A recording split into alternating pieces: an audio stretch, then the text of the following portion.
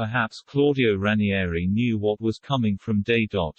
Maybe that's why he chose not to fully engage with Watford's players during his 112 days in charge at Vicarage Road.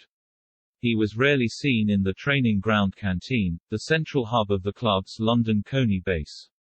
He kept his dignity and was gentleman to the very last, polite and charming to those he crossed paths with. But his heart wasn't in it, that was clear. His sacking on Monday came as no surprise. Sportsmail revealed on New Year's Day that he was heading for the sack amid doubts over his suitability as head coach. But the assertion that everyone knew the Italian's appointment as Xisco Munoz's successor in October was doomed from the very beginning isn't necessarily an accurate one. News of his arrival was greeted with excitement by the playing squad, who were dumbfounded that someone of Ranieri's pedigree had agreed to join a club that isn't known for its stability. It didn't take long, however, for the penny to drop. A lovely man, a genuine Premier League legend, but not the person you want masterminding a relegation escape.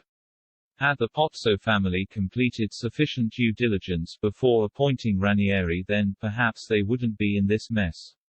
Instead, Watford are 19th, having picked up just 7 points from a possible 36 during the Italians' disastrous reign. Watford's first phone call should Ranieri, 2 years on from his historic title win with Leicester, was appointed by the Cottagers to lead him to safety.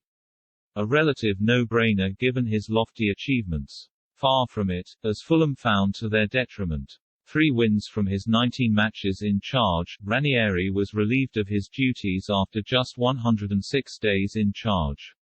His training methods were old-fashioned and unenjoyable at Fulham's Motspur Park training HQ. His dedication left a lot to be desired. He was out the door before the cones had even been collected, said one Craven Cottage source involved during Ranieri's dreadful spell in charge. There may well be an element of humor about the quip, but it certainly wasn't a laughing matter at the time, as Fulham suffered relegation. Had Watford taken the time to make a call, perhaps they'd not be learning the hard way now. Indeed, it seems Ranieri's methods haven't changed much since then.